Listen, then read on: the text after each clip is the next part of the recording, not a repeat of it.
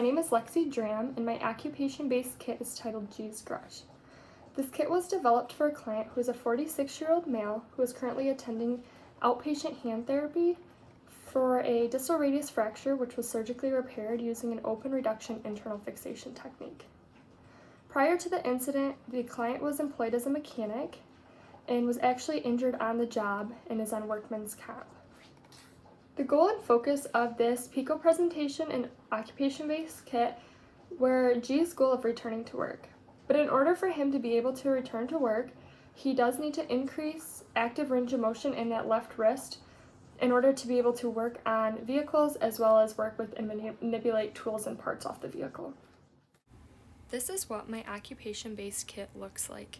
My OBK was designed as a home exercise program to be used in tandem with his 3 times a week visits to occupational therapy. The intervention itself was based off of G's occupation of being a mechanic, so it includes bolts with washers and nuts, a rubber mallet, and a wrench, which all can be used to facilitate an increase in active range of motion. The activity was chosen and relates to occupational performance since G was injured on the job and often mentions in therapy that he cannot wait to return to work as it is something he really enjoys. This kit was implemented on G in outpatient therapy, and he really seemed to enjoy it. He stated that he really liked it because it simulated his occupation or his job of being a mechanic, and that it used tools that he actually would use at the work site.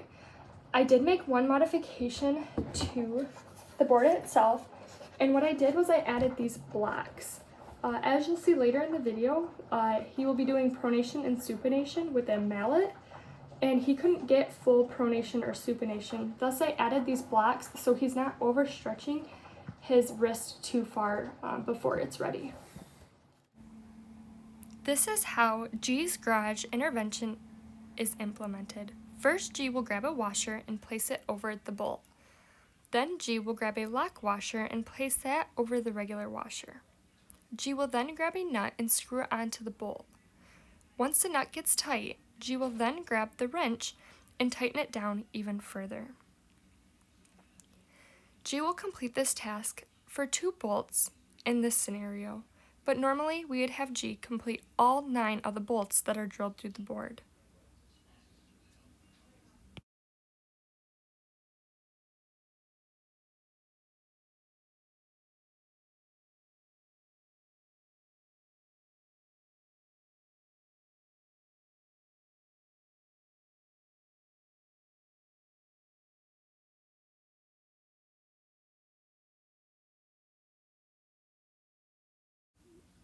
For the next task, G will grab the rubber mallet and complete pronation and supination between the 2 wood blocks. These blocks guard from creating an overstretch in that wrist. Next, G will grab the board and turn it around.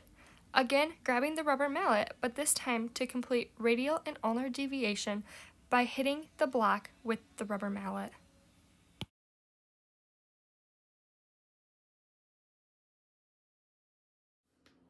Next, we will be moving into the evidence behind G's Garage intervention.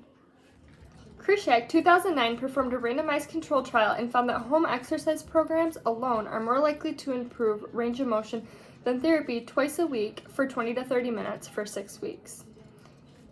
Shaydad, 2016, performed a randomized control trial and found that interventions that are occupation-based have the ability to increase range of motion in individuals following a distal radius fracture.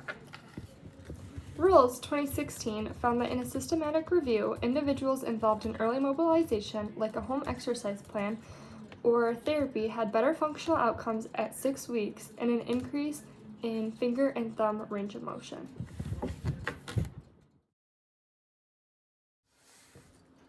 G's Garage is a justifiable, skilled service as it is occupation-based, and through a review of the literature, the clinical inference can be made that it will likely facilitate improvement in active range of motion following a distal radius fracture.